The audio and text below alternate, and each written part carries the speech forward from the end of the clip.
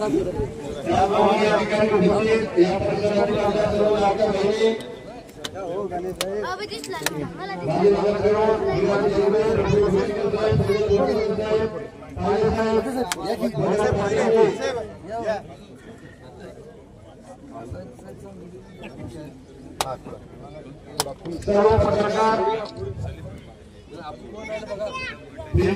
नाही आता तिकडे कोण कोण थांबवणार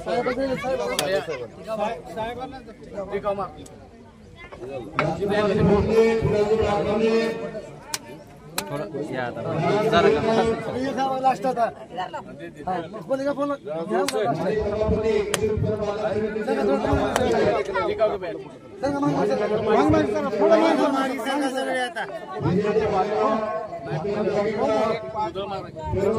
थोड़ा माइल सर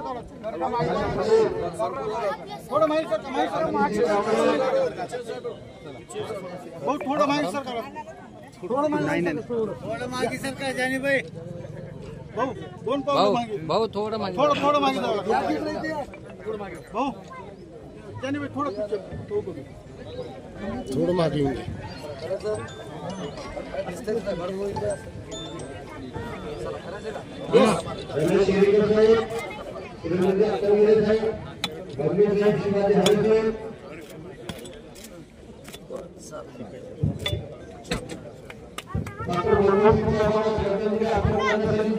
आज ये बड़े खुशी की बात है उदगीर वासियों के वास्ते जो हर दिन तकलीफों में गुजरते थे। पिछले दिनों में बंसोड़े साहब के कोशिशों से आज ये यहाँ पर भूमि पूजन भुआरी गटार का हुआ। भाई ये भुआरी गटार अगर नहीं होता था तो आगे चल के बहुत सारे डेंगू का प्रमाण उदगीर में होने के चांसेस हुए थे और कुछ जगहों डेंगू के प्रकरण से कई जगहों के हादसे भी रोकने गए। आज आपके माध्यम से उदगीर शहर उदगीर तालुका ये बदल चुका है। लोग आज यहाँ पर उदगीर को जो चीज की कमतरता थी वो आपके कोशिशों से आपके कुर्बानियों से आपके माध्यम से उदगीर शहर को मिलने जाएगी। आज अगर देखा जाए तो जिले में योजना सिर्फ और सिर्फ उदगीर शहर को लागू नहीं गई। अगर ये कोई कर सके तो उनका नाम सिर्फ संजय जी बंसोड़े साहब है, ये उन्होंने ही कर सकते हैं। पिछले टाइम में यहाँ पर पानी की योजना आई। आज घरों को पानी से राहत हुई। हर 3 दिन को हमारे घरों को भरपूर पानी मिलता है। ये आदि के माध्यम से हुआ। उसी तरह से आज भुआरी गटारी आज उदगीर का एक बहुत बड़ा खुशखबरी एक स्वर्ण दिन है जो यहाँ पर टप्पा 1 का काम शुरुआत होने जा रहा है माननीय अनिल के वास्ते। इसी तरह से उदगीर शहर में 3 टप्पे में काम होगा और वो काम इसी की तरफ से जोरों शोरों से होगा। लगभग 2 साल में योजना पूरी होंगे। इसके बाद हमारी विनंती रहेगी भाई आपसे ऐसे ही लोग अपने जैसे पहले थे वैसे ही लोग आप बना के देंगे ऐसी उम्मीद करता हूँ। हमको एक बहुत बड़ी तकलीफ हुई। आप 93,000 चिल्ड्रन के लीड से यहाँ पर जीत कर आए, लेकिन हमको इस बात का दुख हुआ कि आपने मंत्री होना था लेकिन मंत्री नहीं हुए। हम सबको बहुत बड़ी तकलीफ है, लेकिन हमको इस बात की खुशी भी है जिनके अंदर काम करने की क्षमता सोच विचार होती है वो कभी रुकते नहीं। उनको मंत्री की जरूरत नहीं होती, वो मंत्री के आगे भी जाकर काम कर सकते हैं और आने वाले दिनों में आप जरूर मंत्री होंगे। हम ऐसी दुआएं करते हैं और होंगे ऐसी दुआएं भी देता हूँ और मेरे को बोलने का मौका दिया है। मैं आपका शुक्रिया अदा करता हूँ। जय हिंद जय महाराष्ट्र। नगर परिषद उदगीर महाराष्ट्र स्वर्ण जयंती नगर उत्थान महाअभियान राज्यस्तरीय अंतर्गत उदगीर शहर भुयारी गटार योजनेचा टप्पा क्रमांक 1 याचं भूमिपूजन सोहळा। या भूमिपूजन सोहळ्याला उपस्थित आत्ताच ज्यांचं आपण मार्गदर्शन ऐकला ते आपल्या भागाचे नेते माजी नगराध्यक्ष आदरणीय राजेश्वररावजी निटुरे साहेब, जिल्हा परिषदेचे माजी अध्यक्ष आणि आमचे स्नेही मित्र राहुल भैया केंद्रे साहेब,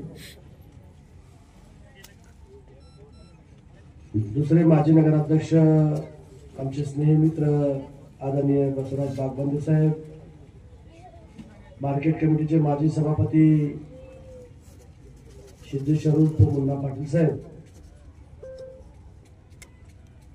आदरणीय उषाताई कांबळेताई, तहसीलदार राम मुरगावकर साहेब, राष्ट्रवादी काँग्रेस पक्षाचे तालुक्याचे अध्यक्ष बालाजी भोसले साहेब, भारतीय जनता पार्टीचे अध्यक्ष शिवशंकर दुबे साहेब, भारतीय जनता पार्टीचे शहराचे अध्यक्ष मनोजदादा पुदाले साहेब आणि त्यांची सर्व टीम, राष्ट्रवादी काँग्रेस पक्षाचे शहराध्यक्ष सैयद जानिमियाजी, त्यांची सर्व टीम, उपनगराध्यक्ष आमचे स्नेही मित्र सुधीर भोसले साहेब,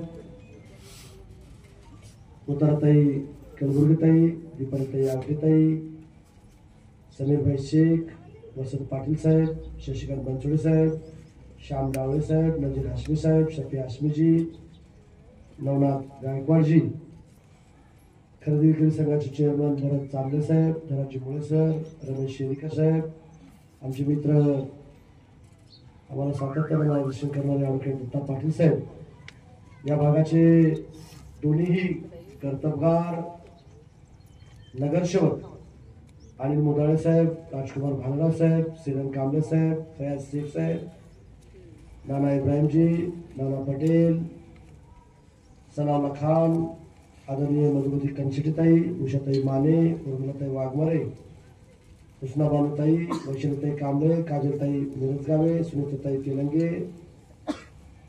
आमचे मित्र सुरेंद्र राखणगेरे साहेब, दिलीप मजगे साहेब, ॲडव्होकेट भाऊसाहेब जांभळेजी, फैजुका पठाण साहेब, पाशा मिर्झा साहेब,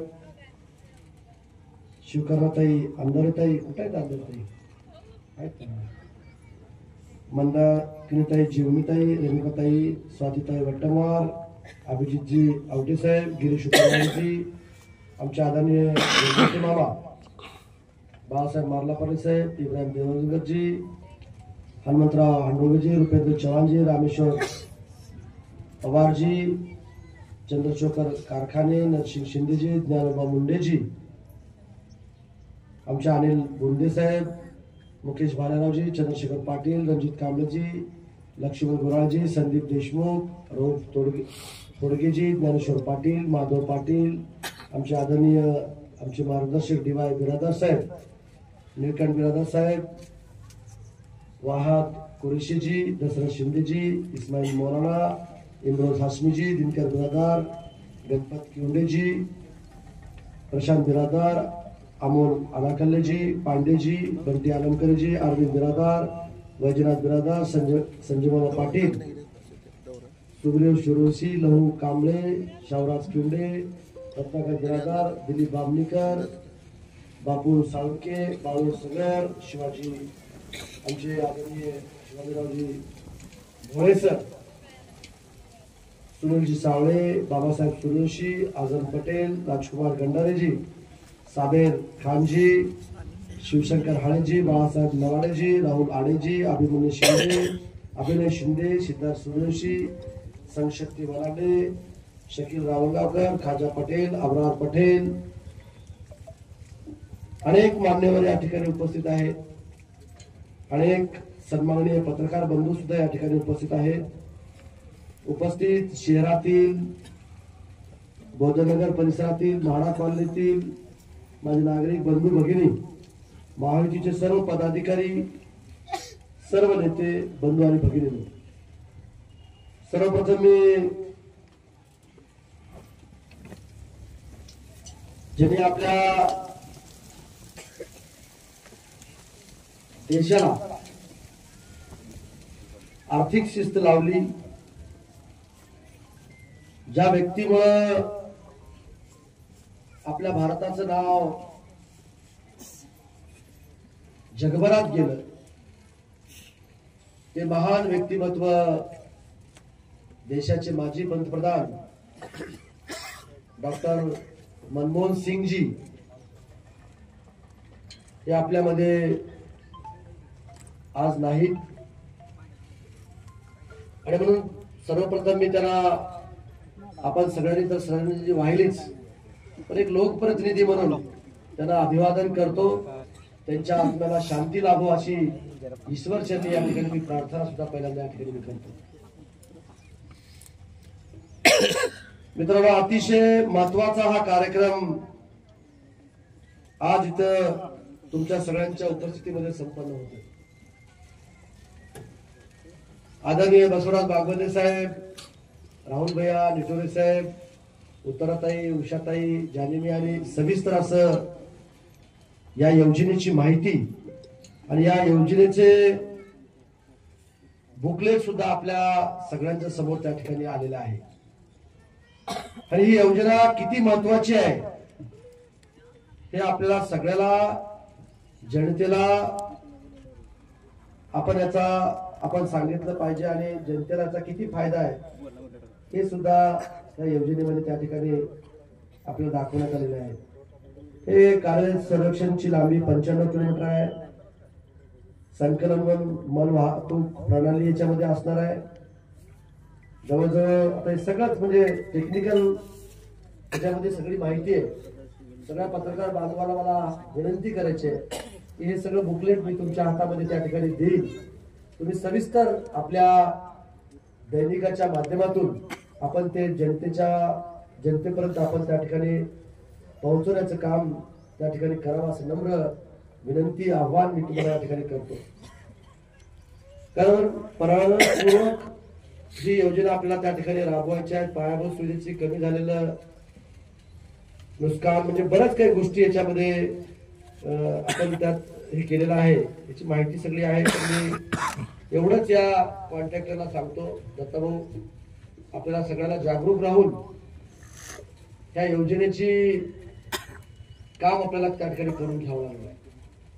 कारण आपण योजना आणतो पण ते योजना एकदा भूमिपूजन झालं, त्याच्या कामाला सुरुवात झाली की आपण त्याच्याकडे पुन्हा बघत नाही. मग ते कंप्लीट झाल्यानंतर मग कुठं उणवा राहिलेल्या आहेत किंवा कुठं कुणाला नागरिकांना त्रास होतोय त्यावेळेस आपण लक्ष त्या ठिकाणी आपण देत असतो. आणि म्हणून मी सर्व पत्रकारांना आणि महायुतीच्या पदाधिकाऱ्यांना आणि इतर सगळे प्रमुख विजन असणारे सर्व नेतृत्व या ठिकाणी आलेले आहेत, मी त्याला जाणीवपूर्वक सांगतो की आज अनिल भाऊ आणि राजकुमार भालराव साहेबांच्या वार्डामध्ये आपण हे का ठेवलं, त्याचा आपण डेमो करतोय. पहिल्यांदा मला अनेक नेत्यांनी सांगितलं की भाऊ हे जिल्हा परिषदच्या मैदानावरती किंवा शहरामध्ये हा कार्यक्रम घ्यायला पाहिजे होता, जनता असती, लोकांना माहित सुद्धा झालं असतं, पण आपल्या इथं डेमो तयार करायचा. त्या डेमो मध्ये तयार केल्यानंतर आमचे चिमेगावे साहेब तुमची जी संकल्पना होती की आपण अगोदर डेमो तयार करून अनेक तज्ञाला आपल्याला ही योजना दाखवायची आणि ही योजना आपल्याला अतिशय यशस्वी करून आपल्याला महाराष्ट्रात त्या ठिकाणी करून दाखवायची आहे. या डेमो झाल्यानंतर आपल्याला कुणाला टेक्निकल त्यातलं ज्ञान असेल आपणही बघा, पण मी एक टेक्निकल टीम सुद्धा मुंबईवरून किंवा संभाजीनगर मध्ये इथं बोलून घेऊन हे पाहण्याचं काम आम्ही त्या ठिकाणी करणार आहोत. आणि ही योजना अतिशय दर्जेदार क्वालिटीची आणि अतिशय चांगल्या पद्धतीची योजना करून दाखवण्याचं काम आपण त्या ठिकाणी सगळेजण मिळून त्या ठिकाणी आपण करूया. आज सगळ्याला नमस्कार, सगळ्याला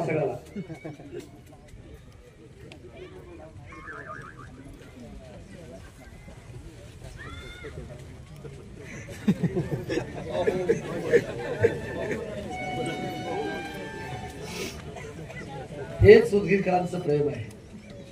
आणि मग आता या योजनेबद्दल मी अधिकची माहिती आपल्याला या ठिकाणी देणार नाही, पण पहिला टप्पा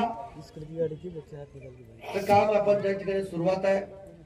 मी आज खरं तर सीओ कुठेतरी त्यांच्या कामानिमित्त रजा घेऊन त्या ठिकाणी गेलेले आहे, पण कटके साहेब, सीओ साहेब आणि एसडीएम पण कुठेतरी बाहेर आहेत वाटतं मला वाटतं. म्हणून तहसीलदार साहेब त्यांना सूचना मला करायची आहे की लगेच आपल्याला दुसऱ्या तिसऱ्या टप्प्याचा सुद्धा प्रस्ताव तयार करून आपल्याला मंत्रालयामध्ये त्या ठिकाणी द्या. आपण जवळजवळ ही 300-350 कोटीची योजना त्या ठिकाणी आहे, ही सगळी आपण त्या सगळ्या या वर्षाच्या आतच त्याला आपण मंजुरी देऊ. संपूर्ण शहर आपल्याला अंडरग्राउंड ड्रेनेज त्या ठिकाणी करायचं. आपण निवडणुकीमध्ये लोकांना शब्द दिलं होतं की पर्यावरण पूरक स्वच्छ शहर आपला उद्योग त्या ठिकाणी आपल्याला करायचं आणि या सगळ्या गोष्टी आपल्याला त्या ठिकाणी कराव्या लागल्या आहेत. त्या गोष्टी आपण नक्कीच आपण त्या ठिकाणी करूया. खरं तर भव्य दिव्य असा कार्यक्रम आपल्याला करायचा होता, पण आपले डॉक्टर मनमोहन सिंग साहेब यांचं निधन झाल्यामुळे आपण साध्या पद्धतीने हा कार्यक्रम आपण त्या ठिकाणी घेतलेला आहे. कारण खूप दिवसापासून आज उद्या त्याचं भूमिपूजन करण्याचं चाललेलं होतं. कारण अनेक यंत्रणा गेली 1 महिन्यापासून ते थांबून होते आणि म्हणून चालू करण्याचं काम आपण त्याला त्या ठिकाणी करण्यासाठी आजचा कार्यक्रम आपण त्या ठिकाणी घेण्यात आला. आज राहुल भैयाने काय अपेक्षा व्यक्त केल्या उत्तराताईंनी आणि आता भविष्यामध्ये आपल्याला आपल्या उद्योगासाठी खूप काही करायचंय. ज्या अपेक्षा व्यक्त केल्या त्या अपेक्षाचा सुद्धा विचार करून त्याच्यावर सुद्धा आपण कामाला त्या ठिकाणी आपण सुरुवात करूया.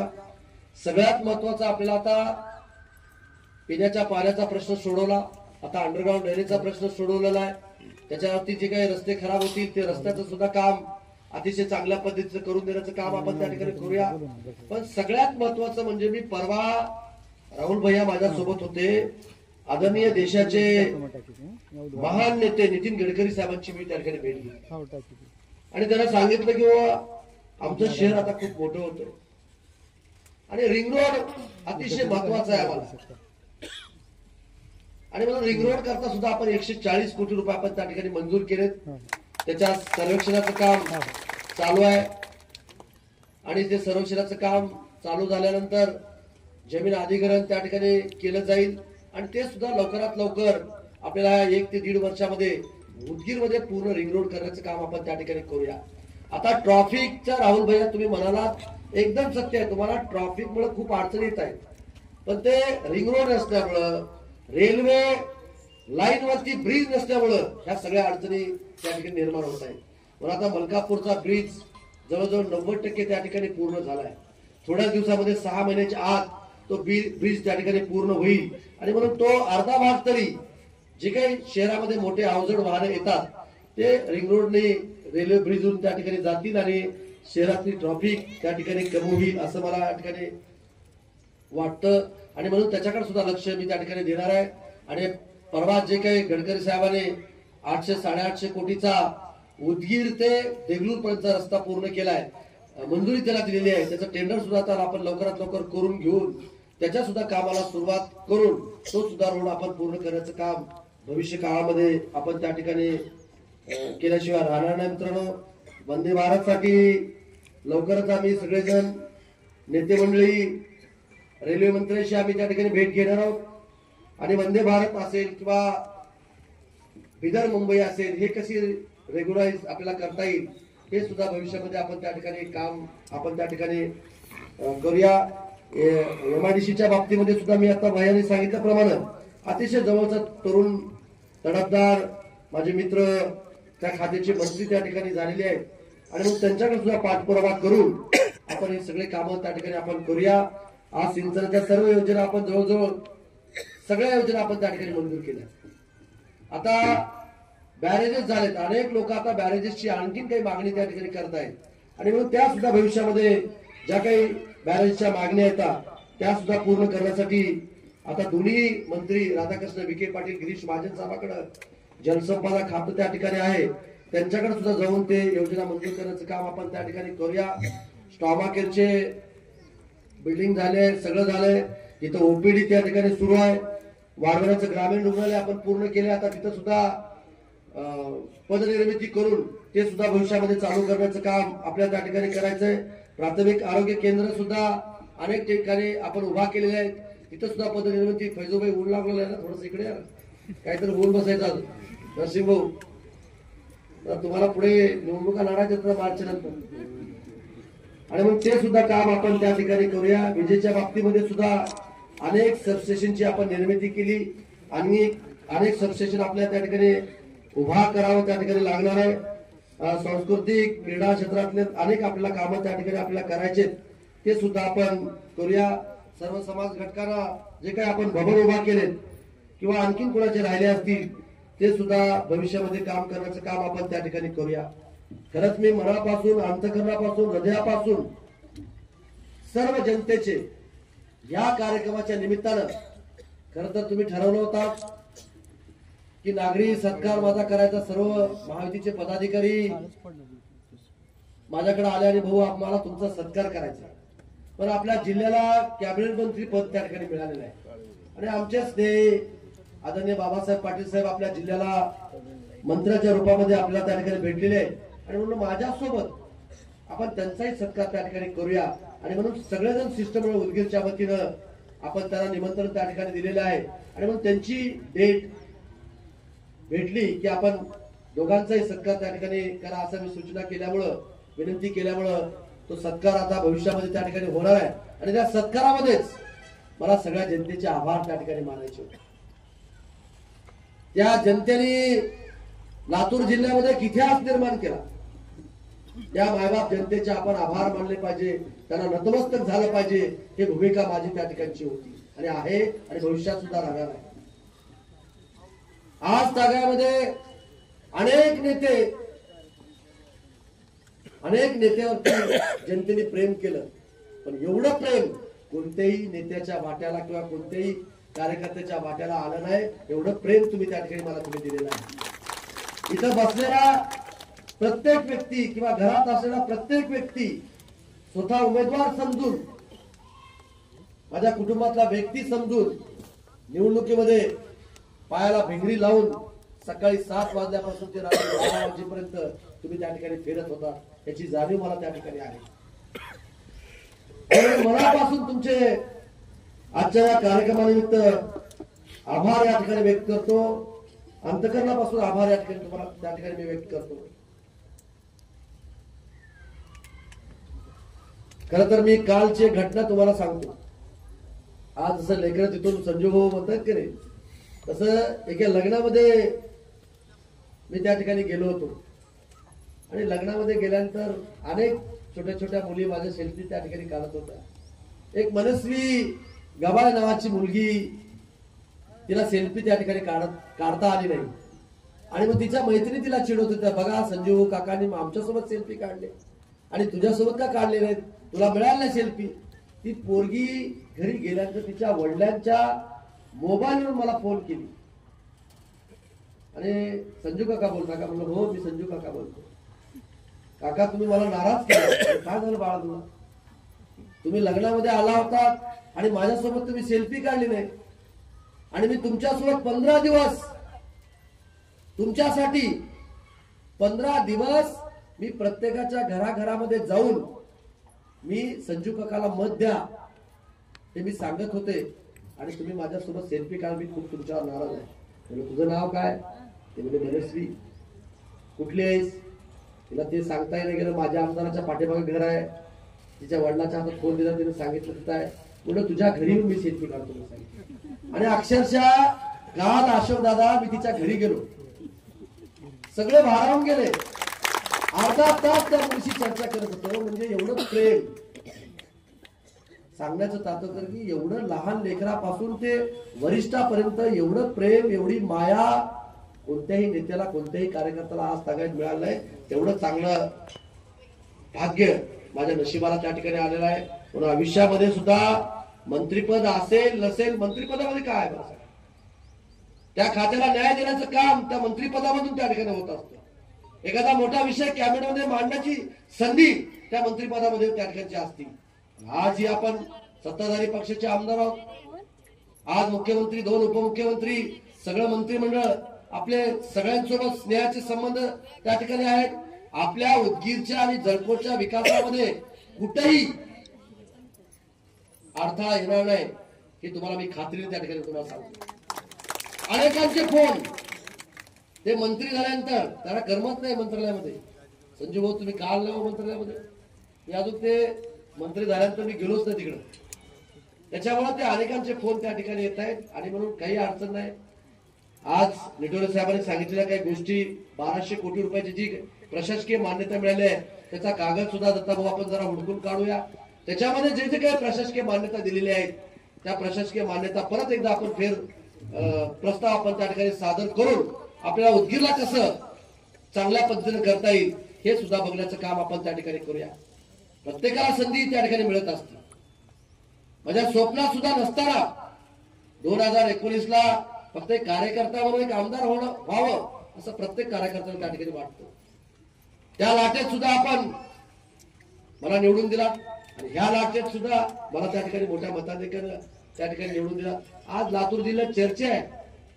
लोक भाषणात काय सांगतात आता इतर नेते कसं बस रडत पडत आम्ही विधान भवनाच्या गेटवरच आम्ही पोहोचलो बोले. ह्या बहादर जनतेनं शाननं मला विधान भवनात पोहोचले. ही ताकद तुमची आहे.